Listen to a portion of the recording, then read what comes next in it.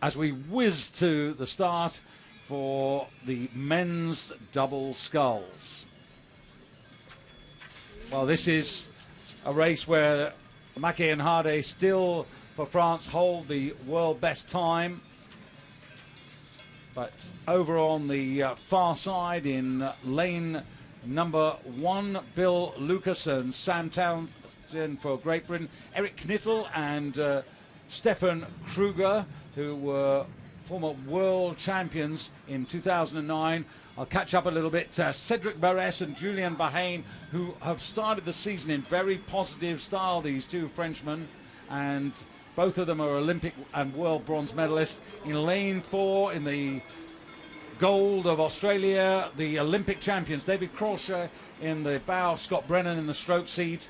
They're in lane 4. Then Lithuania, Saulius Ritter, he's the man on the left, furthest away from you, and Rolandas Maskinskas in the stroke seat. They've done well to make this final. And then closest to you, Lukas Spick on the left, and the legend that is Itzhak Chop in the stroke seat for Slovenia. The man who, Itzhak, that is, who won Slovenia's first ever rowing medal. It was a bronze in the lightweight pair back in 1992. And can you imagine that this guy was a lightweight once? That's so long ago. He was world champion, obviously, in 1995 in the men's single scull. Olympic gold medalist in 2000, silver medalist in 2004, if I'm not mistaken. Yeah, I mean, they won the world title 95, 05, and 07, and the Olympic Games in 2000. But we're travelling away now with Bill Lucas and, Eric Knittel and Stefan Kruger. Now, when this German crew is 100%, it's a real force to be reckoned with. They are a real force to be reckoned with. I'm not a big fan of their rowing style. I think they don't row that fluently. I mean, comparing them to, for instance, the Olympic champions of 2004, or maybe even Scott Brennan and David Crochet, who won in 2008, they're much more fluent. And Knittel and Kruger, they just throw in their backs very aggressively. It helps them. It does. I mean, they're World Cup leaders right now, but it's not necessarily as efficient as it can get. So there in the foreground, you've got Slovenia. Lithuania, strong starters there. Ritter and Maskinskas for Lithuania. 3 away are the Olympic champions. And then you stretch out to France, Cedric Barres and Julien Bahane.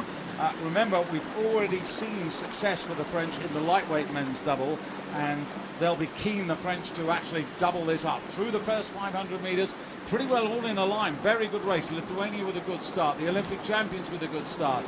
And Lukas Spick and Itzhak Chop, who've been much more serious. You're looking at Itzhak now. They've been out on the coast preparing all through the winter. They've been cross-country skiing to build up their strength. That's a very common thing. A lot of cross-country skiing is done as part of the fitness program by rowers during the season. And they honestly believe, and so do the Slovenian fans, that, you know, a medal is on in this boat class for them. What a fantastic way to go out of the sport it would be for Itzhak if he could actually pull that off. Any sort of medal would be a huge success. And if he actually goes out, that's the question, of course, because we expected him to go out after 2008, and then he went on to Bled, and then he went on to London. I wouldn't be surprised if he goes on to Rio. No, I think he's going to call it a day.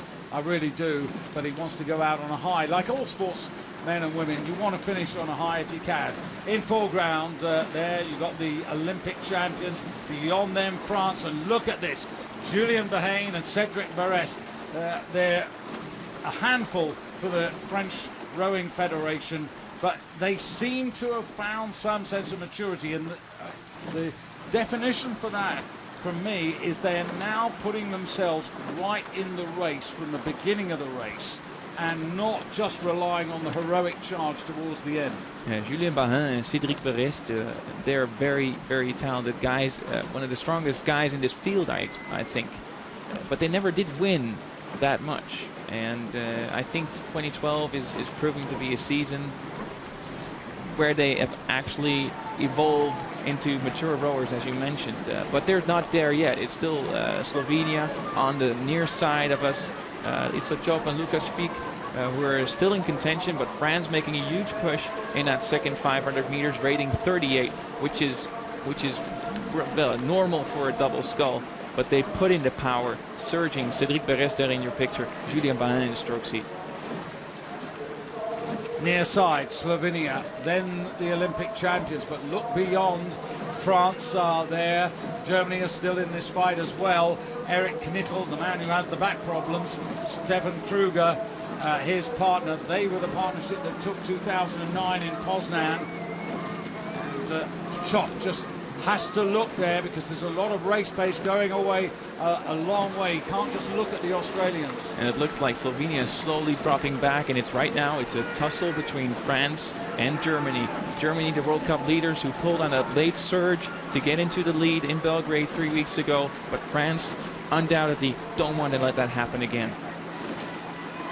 There you can see Berest, and you can see the Germans just beyond them. The British are not faring well on the far side. They're trailing at the moment.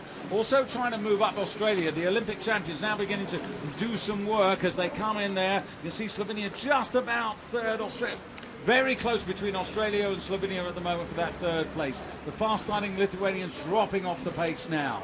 And this is exactly what David Crochet and Scott Brennan did in 2008. They came pretty much from nowhere and just proved they were one of the best doubles out there. And I wouldn't be surprised if they would pull into second or actually contended for the first place right now in the final 500 meters. The big difference between the French, these two French boys, bronze medalists for the last couple of seasons, but also a bronze medalist in the quad in the 2008 Beijing. I think they've learnt now how to actually put themselves in the race and maintain themselves so that they can actually use the finishing sprint. Yeah, there you see that aggressive backswing from Eric Knittel and Stefan Kruger, and it's helping them right now. Again, it's helping them just as it did in Belgrade. They've opened up from France, half a boat length lead over France, and Australia is coming, and Slovenia not outside of the picture just yet. I suppose what you could say from Germany, it ain't pretty, but boy, it's effective. Boy, it's effective, and they're pouring on the power right now. So really impressive stuff by Germany. France, no answer from them. No, Germany, you can see there, Germany, and on the far side, Great Britain, who've also found some pace into the race here to get a respectable finish. But it is Germany at the moment from France. Look at Australia finishing here, trying to nip the French at least for second place, finishing really fast. But Germany, France, and Australia very, very close. That's a photo for second and third. And then you can see Great Britain on the far side. Give you the official results of this in a moment. But Germany, what a storming 500 meters from them. And there on our screen we can see that it looks like Australia got second place, just about 8 100ths of a second behind them, France in third. Yeah, and what you couldn't see was Slovenia, who are in fourth place. The angle again was deceptive because they're out of the picture to your left.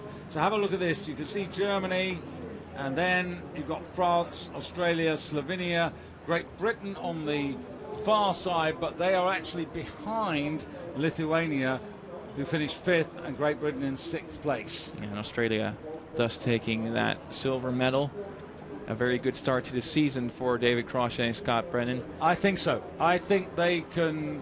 I think they'll work that out with the Germans, and I think the Olympic champions will be looking at that and saying, we can retain our title. We're up there. That's not, they know they're up there. They know they can overtake the French in the final sprint, and the French, well, we know that they can sprint very well, so that's not a mean feat. And here you can see them in the picture, Scott Brennan, David Crochet, and the roundup of the results. With Germany winning just as they did in Belgrade 3 weeks ago, so Germany, well, you could say the